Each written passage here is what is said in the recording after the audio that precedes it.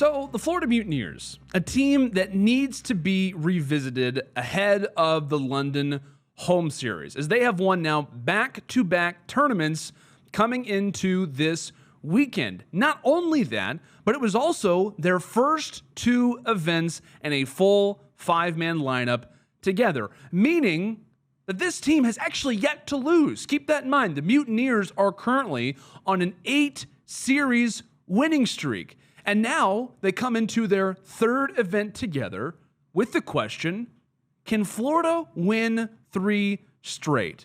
And that's a very intriguing question. And before I kind of jump right in, I want to let you know the historical significance behind Florida and if they managed to win 3 in a row. Because winning back-to-back is incredibly impressive. I think we would all kind of understand that. We kind of look back at history. Winning back-to-back is impressive. And not many lineups have the ability to say that they've done that. But I want to kind of take a look at the teams that have. I want to take a look at the company that the Florida Mutineers currently find themselves in and could later possibly find themselves in. But here are the few teams that can say that they've won back-to-back. The first roster, the most recent roster, United in Black Ops 4, right? They win Season 2 playoffs and COD Champs 2019. This team is the roster that took over at the end of the season, where Simp got his spotlight, where we started to see the Tiny Terrors take over.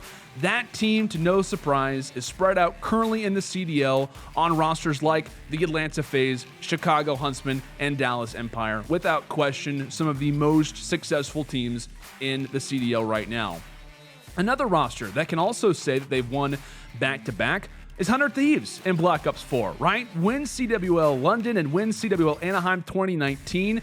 People also, by the way, forget that 100 T actually had the ability to maybe win 3 straight as well, as the tournament leading up into London, I believe, was Fort Worth. Priesta in that event actually ends up getting sick mid-series, and Pharaoh has to step in as kind of a quick reserve substitute, but that team just in general sported Octane and Slasher on the same roster, and they were rejuvenated after their very early negatives. They were rejuvenated from their earlier state with guys like Coach Crowder and Priesta coming through.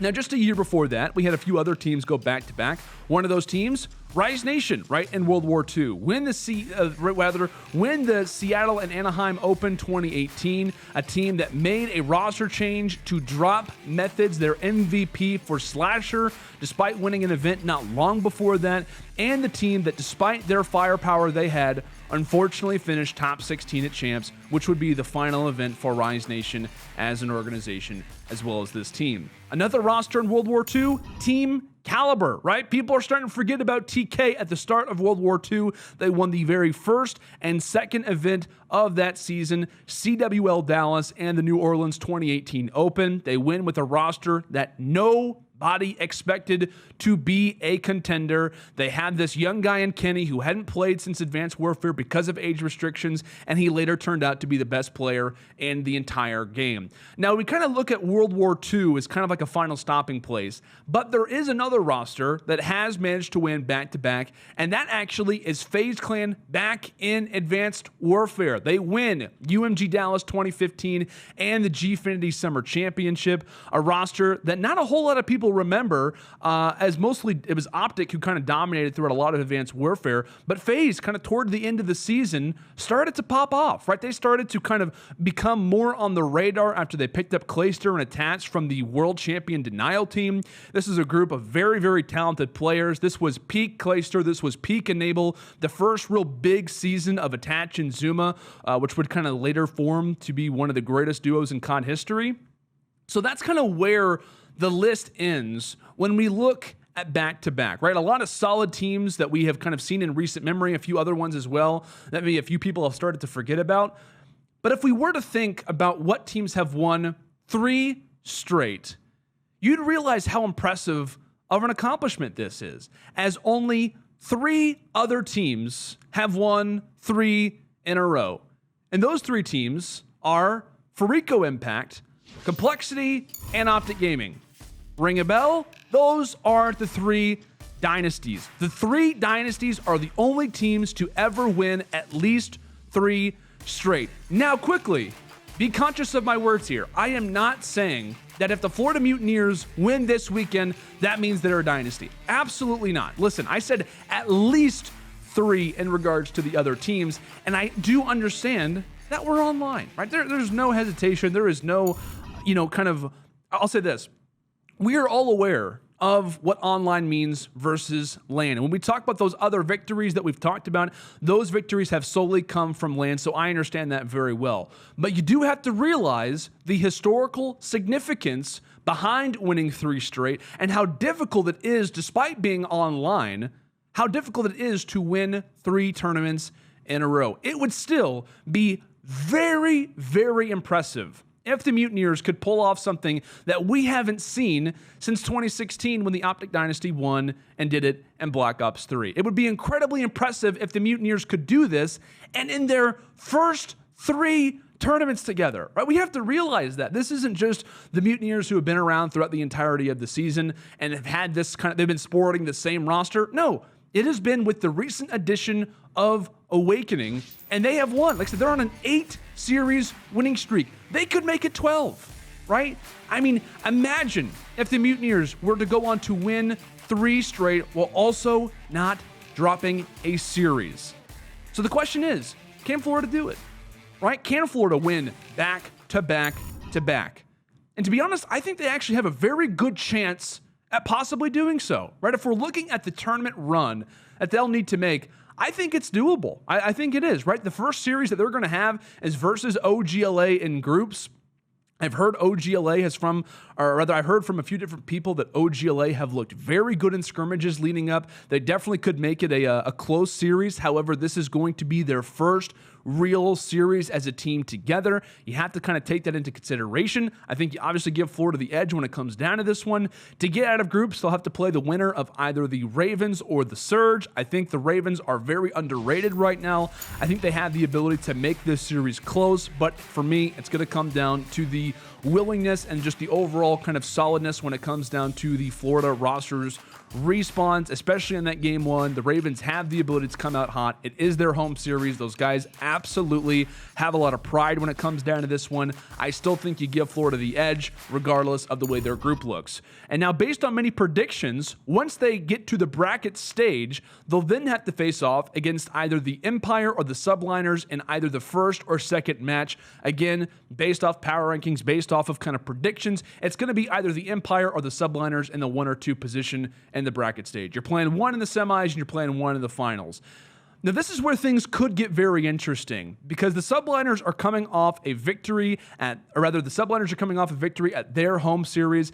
Dallas are always a solid team and are coming off of a break as well. The Mutineers currently hold a 3-0 record against the Subliners and Empire collectively. However, if you look at the details behind that, one of those victories versus the Empire comes from a Game 5 round 11. You also have to consider the meta. That could also change things now, which does lead us into another interesting conversation and could very well kind of dominate the way that a lot of these series start to go the meta, right? In the New York home series, we saw a much slower paced game. And shout out, by the way, to Novus Vita, who was one of those guys who kind of tweeted out the difference in terms of the speed based on the other home series to what we saw in New York. By far the slowest in terms of just overall way that we kind of saw the pace work. We saw 3 ARs kind of guaranteed around the map. For the London home series, depending on what's going on right now at 10mm, we could see 3 SMGs and 2 ARs or some variation of that.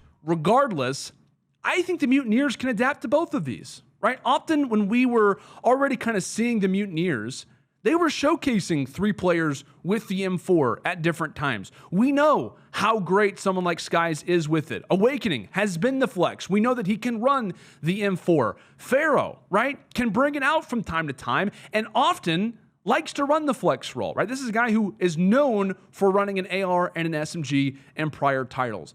Not only that, but if the SMG role were to become more like the SMG role that we have seen previously, Florida were already showing great signs of being patient, right? If we're talking about the SMG actually working like it is supposed to, right? If we're talking about the SMG working like it did in prior titles, this team has already shown the signs of playing patient, right? That was the biggest thing. Abizi, who played fantastic at the New York home series, his biggest thing was SMGs are starting to work like they're supposed to. And we've already seen Florida do well in those positions, playing patient, knowing how to utilize the MP5 to its actual usage, especially if more M4s are going to start to pop up. So I think Havoc has started to really develop a great pace to his aggressiveness. So if we see the same meta, I think the Mutineers are okay with this as well, right? Either you have more M4s, you have maybe just one more M4 than normal. I think the Florida are kind of okay with speeding things up if 10mm were to kind of start to get back, or rather start to get added back to the meta. I don't think that either way, this is necessarily bad for Florida. They don't mind a fast-paced style. They like to run and gun with you. Their map presence at times can be incredibly overwhelming. Pharaoh has looked great with an SMG alongside Frosty and Havoc. You put him on an M4 position. I think he works there very well also. And from what we saw at New York, aka a slower-paced meta from Florida's 2 wins, I think that they have the ability to adapt. I think they have the right players who know how to adapt. So I like this tournament for the Mutineers, regardless of the meta. But this win for Florida would be the ultimate test for this team, right? You have to keep in mind, they did play back-to-back weekends in their victories. They are now coming off of an event break. The meta and the pace of the game is going to be different. They're going to be thrown some curveballs as teams are now able to fully prepare for them, right? Rosters didn't get a ton of prep time from one weekend to the next to try and figure them out. Also something to consider based off the matchups that we've talked about. The Mutineers will not have many, if any, easy matchups. If Florida can win this, that would be the icing on the cake for their confidence. If they can continue their pace in the respawns and take down the Empire and the defending champions in the subliners, they will be looked upon as the undisputed team to win champs. They will be kind of considered the team to walk away with that title. They would be the front runner for the largest event in Call of Duty esports history, while also joining an elite group of teams who've managed to win 3 events in a row.